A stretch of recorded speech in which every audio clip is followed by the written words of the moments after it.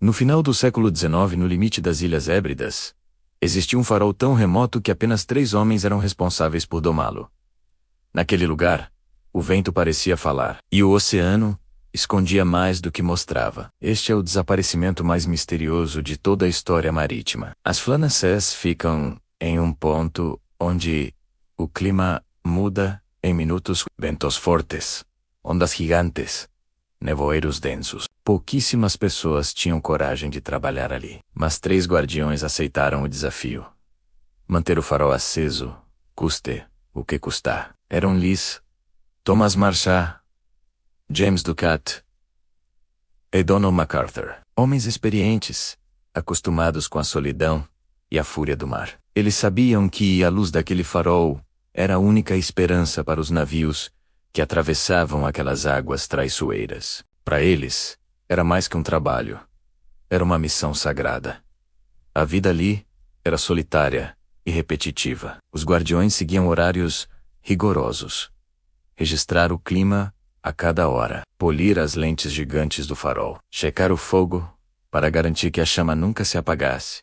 E vigiar o horizonte em busca de qualquer sinal de perigo. A única conexão com o continente era uma equipe que vinha de barco para substituir o trio a cada poucas semanas. Era uma rotina de isolamento, quebrada apenas pela camaradagem forjada na adversidade e pela promessa de um retorno para casa. Mas, para esses 3 homens, essa promessa nunca seria cumprida. Em 26 de dezembro de 1900, o barco de revezamento Hesperus finalmente conseguiu chegar até o farol, após dias de mau tempo que adiaram a viagem. Mas algo estava errado desde o primeiro olhar. A bandeira, que deveria ser hasteada para saudar a chegada do barco, não estava lá.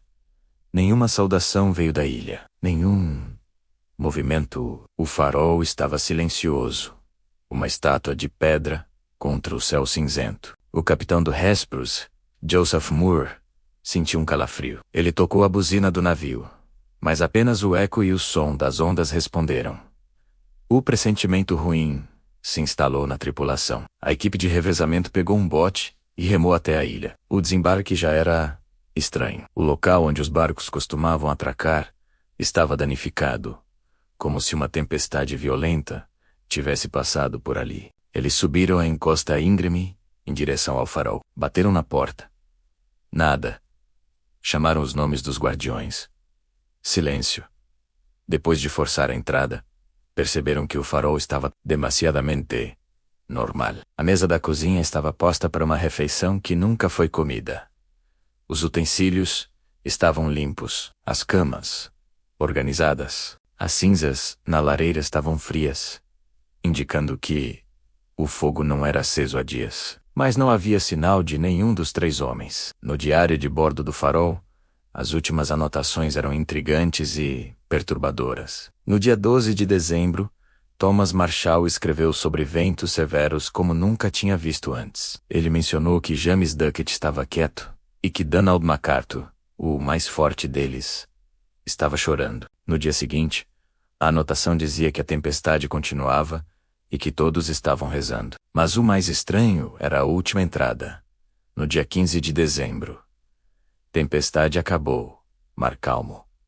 Deus está sobre tudo. Algo não fazia sentido nos dias mencionados como tempestuosos no diário. O clima registrado no continente e nos navios da região estava perfeitamente calmo. Por que o diário descreveria uma tempestade que não existiu? As evidências encontradas dentro e fora do farol só aumentavam o mistério. Um conjunto de roupas de chuva, pertencente a um dos homens, estava faltando, sugerindo que ele saiu preparado para o mau tempo. Mas os outros 2 casacos ainda estavam pendurados, como se os outros 2 guardiões tivessem saído às pressas, sem proteção contra os elementos. Por que apenas um se vestiu apropriadamente? Do lado de fora, no cais oeste, os danos eram severos. Caixas de suprimentos haviam desaparecido e grades de ferro que cercavam a plataforma estavam torcidas e arrancadas da rocha. Algo com uma força tremenda havia atingido aquele lugar. Mas o que poderia ser? E onde estavam os homens? 3 homens experientes, que conheciam cada centímetro daquela ilha, desapareceram ao mesmo tempo. Nenhuma marca de luta, nenhum corpo, nenhuma pista sólida que explicasse o que aconteceu. As buscas se estenderam por dias, com a equipe do Hesperos vasculhando cada fenda e cada gruta da pequena ilha. Mas eles não encontraram nada, absolutamente nada. Era como se os 3 guardiões tivessem simplesmente evaporado. O vazio deixado na ilha desafiava qualquer explicação lógica e alimentava o medo e a superstição. Com o passar dos anos, e na ausência de respostas, nasceram várias teorias. A explicação oficial foi que uma onda gigante, inesperada, uma onda anômala, varreu a plataforma enquanto 2 dos homens tentavam proteger os equipamentos, e o terceiro correu para ajudá-los,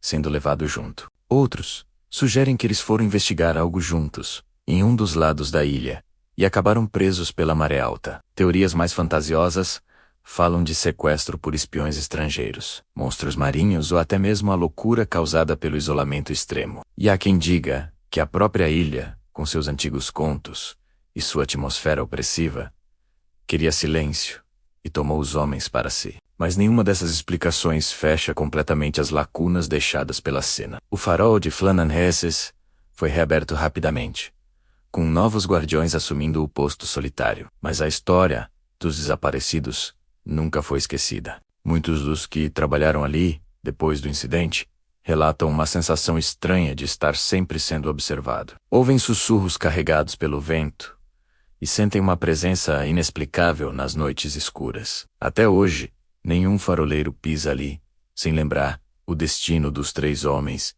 que desapareceram sem deixar sinal, como fantasmas na memória da ilha. O medo e o respeito pelo lugar se tornaram parte da rotina. Mais de 120 anos depois, o mistério das Ilhas Flana permanece.